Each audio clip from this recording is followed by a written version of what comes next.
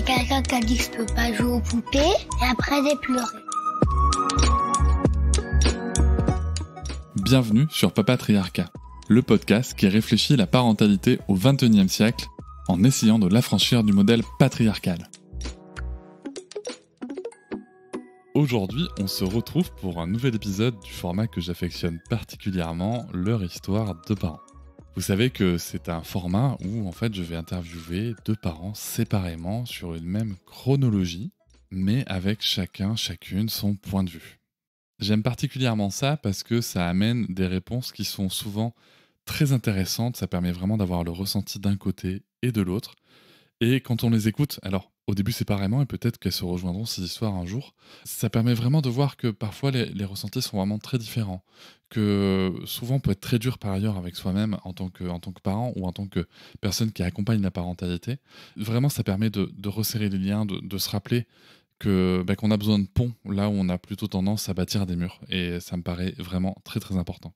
Et donc nous retrouvons Johanna cette semaine pour la seconde partie de cette histoire de parents. Donc Johanna qui est la compagne de Benoît avec qui elle a eu 4 enfants. Et je la remercie de cet échange, de cette discussion. Nous allons là aussi partir sur cette même chronologie du désir d'enfant à la situation qu'ils connaissent aujourd'hui. Et je la remercie particulièrement parce que c'était pas hyper évident pour elle de prendre le micro et de livrer son histoire. Et pourtant, je trouve qu'elle a vraiment bien réussi cet exercice parce que c'est pas toujours évident en effet. Elle s'est vraiment ouverte au micro et donc merci beaucoup Johanna pour ce très chouette moment.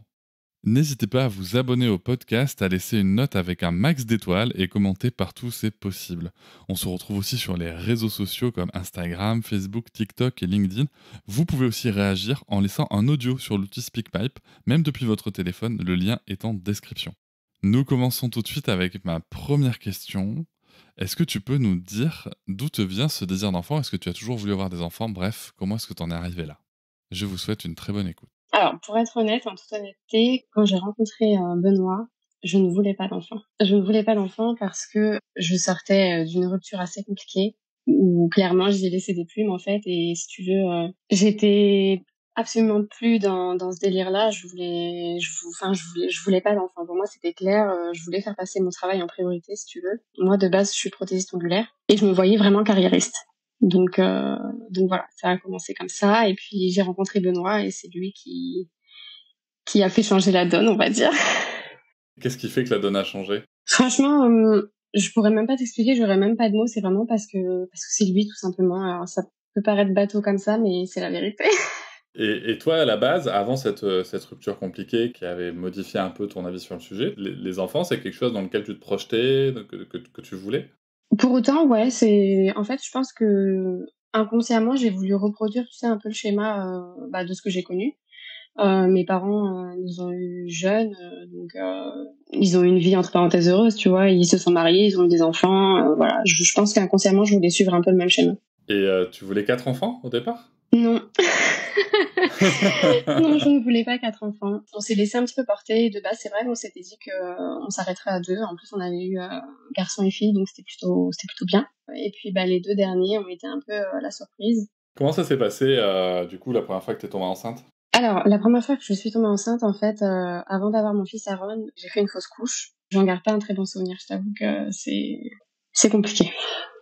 J'étais très jeune parce que du coup, j'ai fait ma fausse couche, j'avais 21 ans. Même encore maintenant, tu vois, je sens que j'ai l'émotion qui est pas loin. Donc, c'est vrai que même niveau personnel, niveau professionnel, c'est vrai que ça a été compliqué parce qu'à l'époque, je travaillais dans un centre de formation et ma patronne avait un petit peu mal pris la nouvelle, donc ça m'a pas arrangé. Côté personnel, ça a été un petit peu la même chose. Donc, ouais, ça a été compliqué quand même. Mais du coup, dans mon malheur, entre parenthèses, j'ai eu de la chance, c'est que je suis retombée enceinte très très rapidement d'Aaron, puisque j'ai dû faire ma fausse couche début février et début mars, j'ai été enceinte de mon aîné, quoi. Donc le cycle suivant, quoi. Voilà, c'est ça. Et comment s'est passée la grossesse ? J'avais peur, tu vois, que ça recommence. Donc, je pense qu'inconsciemment, je me suis un petit peu fermée. Parce que j'avais peur d'être déçue, tu vois, encore une fois, que ça recommence. Les 3 premiers mois sont passés. On a su que c'était un petit garçon et tout. Et je pense qu'à partir de là, j'ai réussi à me projeter, tu vois. On avait dépassé la date. Je savais que c'était un petit garçon. Je savais qu'il grandissait bien, qu'il n'y avait pas de problème. Donc après, ça a été. Je me suis détendue. Et comment ça se passait avec Benoît pendant la grossesse ? Bien. Je t'avoue que c'est pas quelque chose qui m'a marqué particulièrement, ça s'est bien passé. Il était investi comme toujours de toute façon, donc non, j'en garde un bon souvenir. Et toi, t'as pas eu de problème de nausée, d'être alité Alors pour Aaron, du coup, j'ai eu un tout petit peu de nausée vraiment au tout début de la grossesse, mais c'était vraiment pas grand-chose. Et sinon après, franchement, non, j'ai eu une grossesse un peu de rêve, entre parenthèses. La seule chose, c'est que on a déménagé, en fait, on a changé de région quand j'étais à 6 mois de grossesse. Et donc du coup, il a fallu que je m'inscrive à l'hôpital, machin et tout, que je fasse mon dossier, tout ça. Et ils m'ont annoncé que j'avais le col ouvert. Donc j'étais à 6 mois à peu près, donc ils m'ont alité. Ça a été très compliqué pour moi parce que je suis quelqu'un qui ne sait pas rester en place. Et l'accouchement alors, comment ça s'est passé ce premier accouchement? Alors pour le premier accouchement, donc j'ai été déclenchée 3 semaines avant parce que j'avais le placenta qui était calcifié. Donc ils n'ont pas voulu prendre de risques, ils m'ont déclenchée. Pour un premier, je dirais que c'était quand même un bon accouchement dans le sens où je me suis laissée porter par le personnel médical. Je me suis pas posé de questions, ça s'est bien passé. Mais c'est vrai qu'après, quand je compare avec les 3 autres qui ont suivi derrière, c'est vrai que ouais, non, il y a des trucs que j'ai vécu qui étaient pas normales, tu vois. Qu'est-ce qui était pas normal? Bah, par exemple, quand on m'a pas vraiment laissé le choix, par exemple, j'ai eu une épisio pour Aaron, on m'a pas prévenu qu'ils allaient couper. Quand je poussais, j'avais une femme qui était allongée sur mon ventre en train de, tu sais, avec les avant-bras, en train de forcer pour m'aider. Une petite violence gynécologique. Et ça, c'est quelque chose que t'as pas vécu après? Quel recul tu as maintenant sur ça? Bah écoute, en fait, au fur et à mesure des grossesses et des accouchements, je me suis fait confiance, je me suis quand même beaucoup renseignée, puisque du coup, en fait, entre le premier accouchement et le dernier, je me suis beaucoup instruite. En fait, j'ai lu énormément de choses parce que je sais pas pourquoi, j'avais envie d'un accouchement naturel.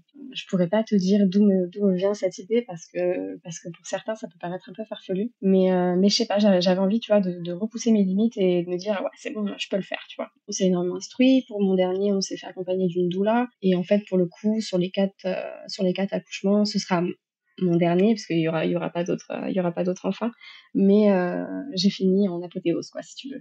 Mais après, parce que voilà, je me suis beaucoup renseignée et puis j'avais conscience de tout ça, chose qui n'était pas le cas pour mon premier accouchement. Revenons du coup à ce premier accouchement, bon, où tout s'est pas passé comme tu voulais, mais toi t'en gardes un bon souvenir, donc tant mieux. J'avais pas de moyen de comparaison en fait, tu vois, c'est pour ça. Eh oui, c'est ça. Donc t'as quand même vachement déjà pris de recul et de relativiser sur ce sujet, quoi. Donc Aaron naît, comment ça se passe là, l'arrivée d'Aaron à la maternité comment vous vivez ça? Franchement bien, parce que sur le coup, c'est un bébé qui est ultra facile. Je me teste à l'allaitement, donc au niveau de l'allaitement, au début, c'est pas hyper simple parce que, bah, je sais pas ce que c'est.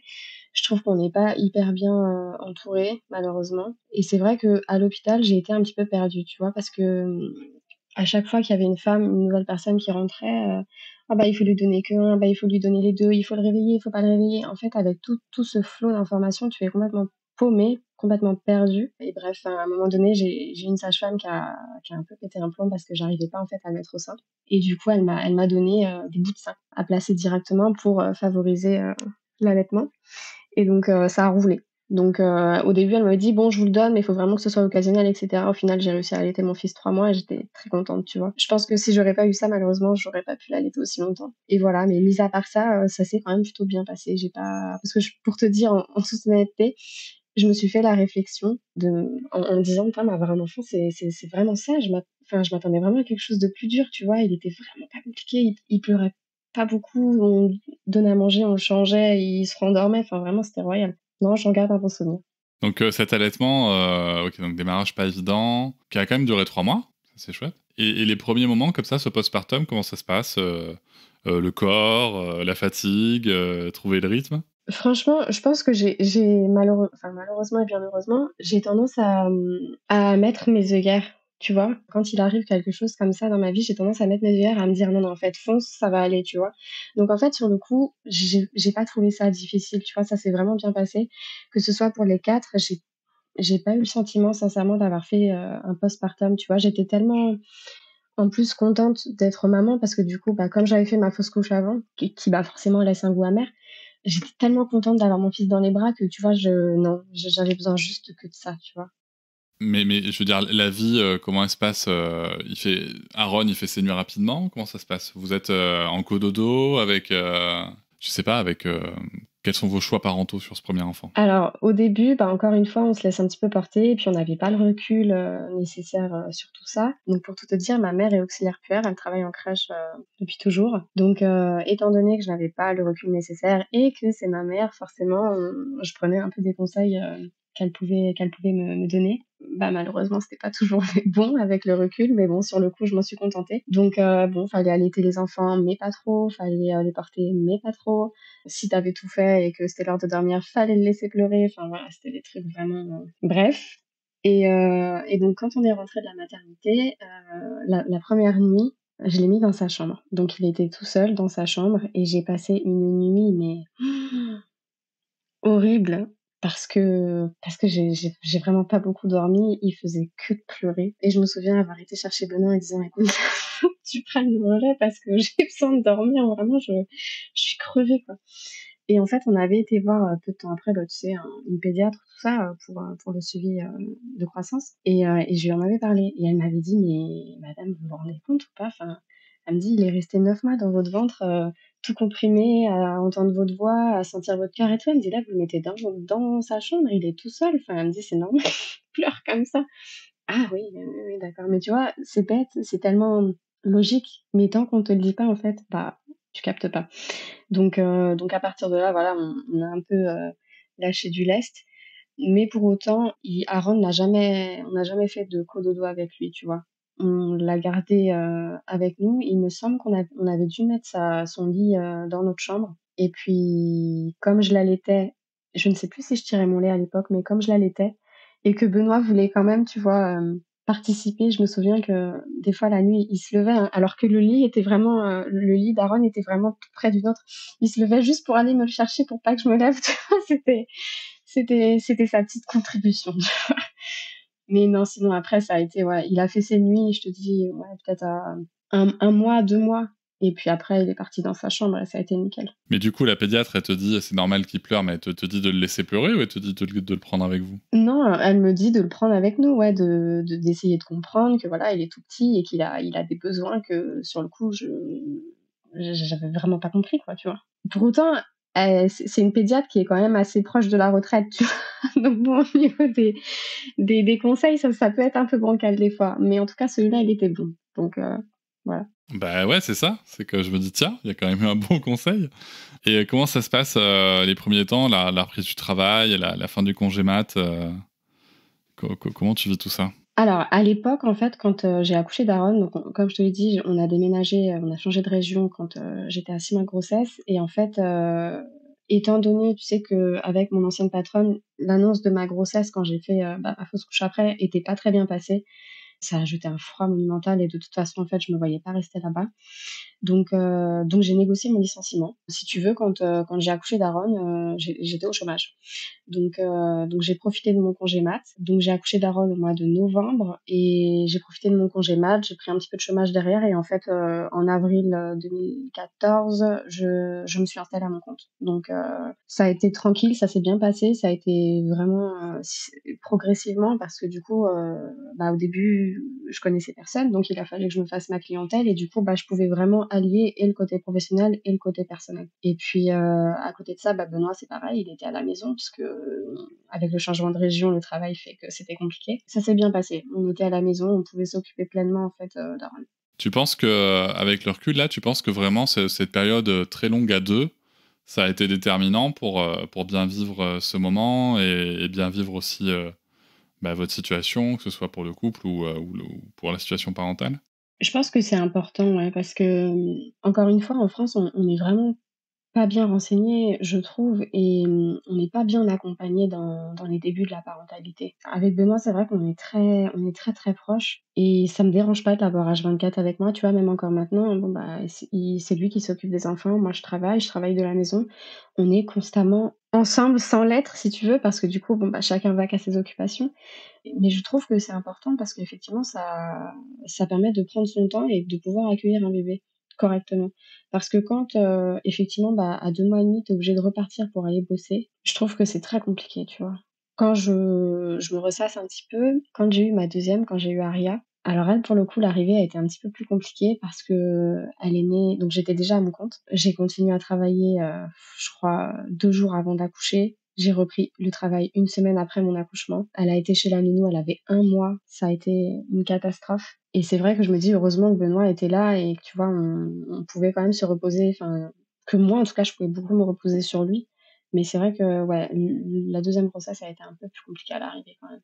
Oui, parce que pour la deuxième, donc, toi, tu as repris le travail très tôt et Benoît, lui, travaillait aussi. Tu trouves que ça a joué dans l'évolution d'Aria, donc votre deuxième, le fait de ne pas avoir ce temps avec vous si long et d'être à 1 mois chez la nounou? Franchement, oui, et j'en suis persuadée. Vraiment, j'en suis persuadée parce qu'encore une fois, à l'époque, on n'avait pas toutes les cartes, toutes les clés qu'on a maintenant. Et par exemple, Aria, tu vois, petite, elle était complètement l'opposé d'Aaron. Aaron était plutôt un enfant, enfin un bébé qui était, je te dis, calme, sage, tu faisais tout ce qu'il y avait à faire, tu pouvais le coucher, il se rendormait. Aria, ce n'était absolument pas du tout le cas. Elle avait énormément besoin de contact.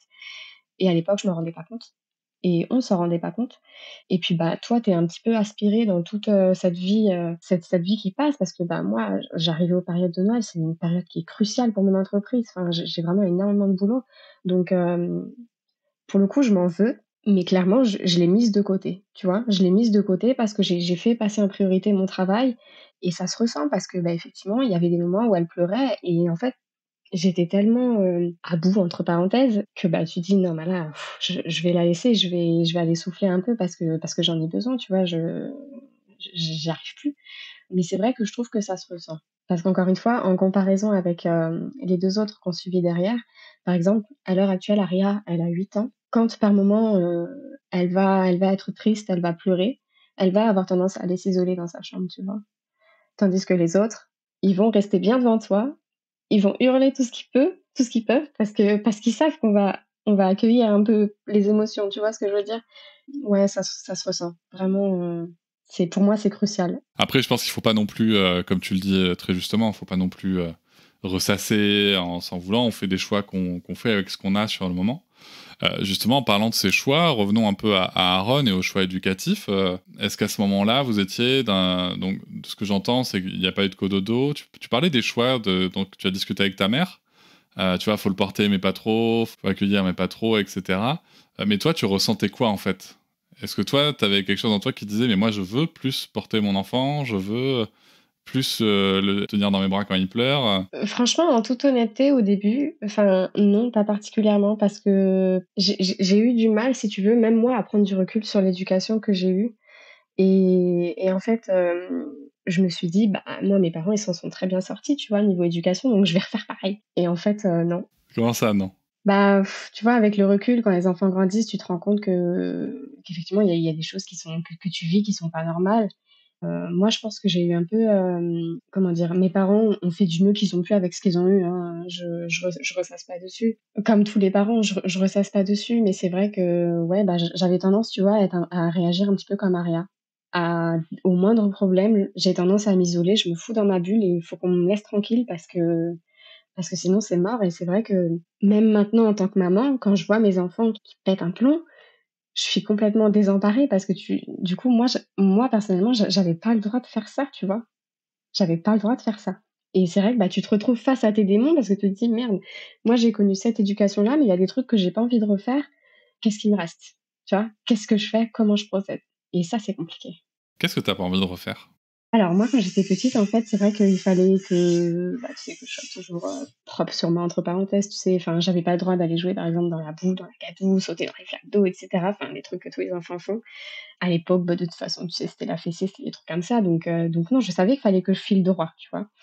Et nous, bah, forcément, après, quand on est devenus parents, on s'est dit: «Ça, c'est mort, c'est mort». C'est des choses qu'on n'a pas envie de refaire, mais il faut savoir faire autrement, tu vois? Parce que quand tu n'as connu que ça, il faut savoir faire autrement et c'est pas évident, c'est pas évident. Du coup, Aaron, il a jamais reçu de fessée ou de... Alors Aaron peut-être. Oh, j'ai honte, mon Dieu, de dire ça. Il y a zéro jugement, hein. Aaron peut-être quand il était petit, mais c'est vrai que enfin, ça se compte sur les doigts d'une main, tu vois? Vraiment, c'est un truc mais par contre les autres, non, quoi. Et comment il est arrivé ce changement, ce revirement dans l'éducation, cette réflexion que vous avez pu mener? Et bah, écoute, c'est arrivé quand on a eu, ma troisième du coup, Mila. Parce que du coup, comme je m'en voulais énormément, j'avais un gros sentiment de culpabilité par rapport, à l'arrivée d'Aria, au fait que je me suis, entre parenthèses, pas très bien occupée d'elle et cetera, que je l'avais mise de côté.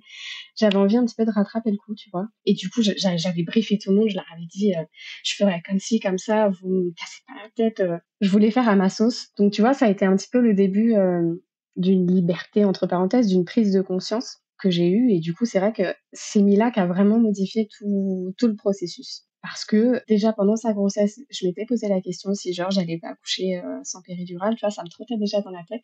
Alors pour elle, j'ai pas réussi à aller jusqu'au bout, mais il me manquait un tout petit truc, tu vois? Et puis en fait, par rapport à l'allaitement, bah, encore une fois, comme Aria, j'avais bâclé mon allaitement. Je crois que j'ai dû l'allaiter 3 semaines, enfin vraiment, ça avait été très, très expéditif. Mila, je m'étais fixé 6 mois. Donc j'ai été au bout de ces 6 mois, sauf que en cours de chemin, étant donné, bah, tu sais, que je travaillais et que Benoît était, à la maison puisqu'il avait décidé de prendre un congé parental, il lui donnait, tu sais, le biberon, mais je tirais mon lait, tu sais? Et en fait, elle m'a fait ce qu'on appelle une confusion synthétique.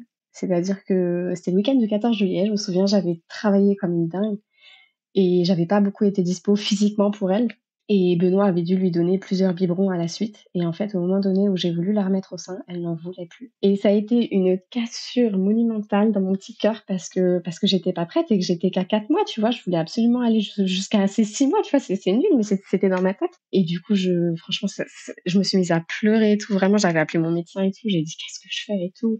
Il m'avait dit: «Mais vous savez, à ce jeu-là, vous gagnerez pas, en fait». Il me dit: «Essayez d'insister un peu et puis vous verrez» et j'avais une de mes amies qui m'avait conseillé à l'époque. Elle m'a dit: «Écoute, tu te fous dans le noir, tu la prends contre toi, tu lui parles, tu lui dis tout ce que tu as sur le cœur, tu chiales, bref, vraiment, tu vides ton sac et tu vois ce que ça donne». Et écoute, au bout de quelques heures, elle a réaccepté le sein. Donc victoire, tu vois? J'étais tellement contente que j'ai dit à Benoît: «Écoute, c'est terminé, tu ne lui fileras plus le biberon, je vais adapter je vais adapter mon planning, mes clientes vont se faire à mon planning et si elles sont pas contentes, tant pis, ce sera mon bébé en priorité», tu vois? Donc j'ai eu encore cette peur, tu vois, de tout gâcher et du coup, voilà, donc j'ai été jusqu'à ces fameux 6 mois. Du coup, elle n'a plus touché un biberon de sa vie et à 6 mois, j'ai voulu arrêter. J'ai voulu arrêter l'allaitement. Donc, on lui a proposé le biberon, sauf qu'elle n'en voulait plus. Donc, tu vois, c'était et dans un sens et dans l'autre. Et du coup, je me suis dit: «OK, bon là, pose-toi. Elle m'a fait confiance une première fois, je vais lui faire confiance à mon tour», tu vois?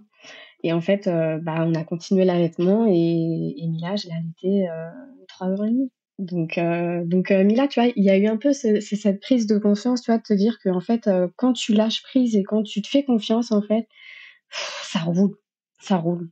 Il y a un point qui m'intéresse particulièrement dans ce que tu dis, c'est aussi parce que le fait que tu sois à ton compte, hein, tu es entrepreneuse, le fait que tu te sois dit, je vais adapter mon planning à mes besoins. Ok, c'est par rapport à ton enfant, tu vois, mais d'avoir eu cette prise de conscience de dire, mes clients peuvent s'adapter à mes besoins, pour mon bien-être. Est-ce que c'est quelque chose que tu as gardé, ça, en tant qu'entrepreneuse, d'être capable de te dire, ok, j'ai des clients, ok, ce sont mes clients et mes clientes qui me font vivre, mais en fait, il a pour bien être avec mes clients et mes clientes, il faut que moi je sois bien et donc je vais adapter mon planning par rapport à mes besoins. Oui, je l'ai fait, mais c'est vrai que c'est plus par période, tu vois? Maintenant que les enfants sont grands, je sais qu'ils ont moins besoin de moi. J'ai arrêté d'allaiter Milo, fin octobre, donc lui, j'ai fait 4 ans d'allaitement. Quand Milo est né, je me suis adaptée, enfin mes clientes se sont adaptées à mon planning parce que j'avais pas envie de tout gâcher, tu vois? Donc oui, mais après c'est ça aussi ce qui est difficile, c'est qu'en fait quand on est, à son compte, on sait qu'il faut qu'on travaille. Pas le droit à l'erreur, on sait qu'il faut qu'on travaille, sauf que quand tu travailles trop, tu as envie d'avoir un peu de repos et quand tu es en repos, tu te dis: «Putain, faut que je travaille».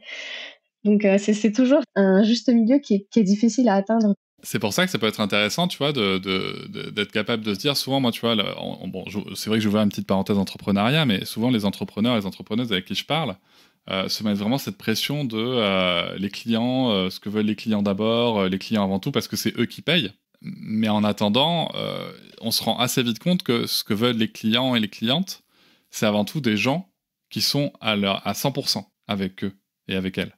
Et en fait, pour être à 100% avec ses clients et ses clientes, bah, il faut avoir l'équilibre, tu vois, dans sa vie. Et je me dis, tu vois, c'est peut-être l'occasion de se dire, tiens, ouais, c'est peut-être mes clientes qui vont s'adapter au fait que même si j'allaite plus, Ben moi, dans la journée, j'ai besoin d'un temps avec mes enfants, j'ai besoin d'aller récupérer à l'école au moins une fois par semaine, j'ai besoin de, tu vois, je sais pas, je pose ça là, tu vois.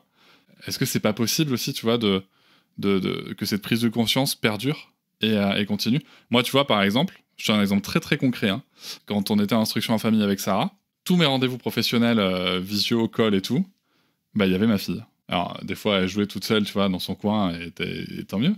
Tous mes clients et mes clientes savaient qu'il y allait avoir mon enfant, et parfois, elle intervenait, et parfois pas. Et en fait, au début, j'ai vraiment des personnes qui m'ont dit « Mais tu peux pas faire ça, t'imagines le manque de respect professionnel et tout ?» Mais en fait, tu t'aperçois que tout le monde s'en fout, et que même, au contraire, ça fait sens pour quelqu'un qui parle de parentalité d'avoir son enfant près de soi. Et je pense que si ça fait vraiment partie de toi, tu vois, les clients et les clientes peuvent entendre, et que ça peut vraiment ensuite améliorer la relation qu'on a avec nos clients et nos clientes. Voilà, je voulais poser cette parenthèse entrepreneuriat. Non, mais c'est important parce que Oui, je vois mais trop c'est de sûr. personnes qui sont à leur compte et qui se tuent à la tâche, qui tirent sur la corde côté professionnel, qui du coup culpabilisent parce qu'ils sont pas assez avec les enfants et qui tirent sur la corde côté personnel et qui du coup prennent pas soin d'eux et de leur équilibre et au final à la fin ça casse et tout le monde y perd. Ah, mais ça, c'est sûr. Ouais. Et donc je pense qu'il y a un truc à trouver. Revenons à nos moutons. Bien que je parle pas des enfants quand je parle des moutons, mais revenons à ton histoire. Comment ça s'est passé ensuite l'arrivée de... Donc là, on a beaucoup parlé d'Aaron, hein, le premier. Comment ça s'est décidé l'arrivée des suivants et suivantes? Bah écoute, Aria, ça s'est fait encore une fois assez naturellement. Je me souviens avoir été le voir et lui dire je suis enceinte. Ah bon? Ah oui, ok. Après, ils sont très rapprochés les nôtres parce que du coup, Aaron et Aria ont 2 ans et 10 jours d'écart. Et du coup, l'arrivée de Mila et de Milo, la troisième et le quatrième, c'était un peu surprise parce que du coup, en ce qui me concerne, je n'ai pas le droit à l'erreur. Si j'oublie ma pilule une fois, c'est pour moi. Donc du coup, voilà. Donc pour l'arrivée de Mila, comment dire, ma deuxième avait 6 mois. On venait de déménager, on est resté dans la région, mais on venait de déménager pour plus grand.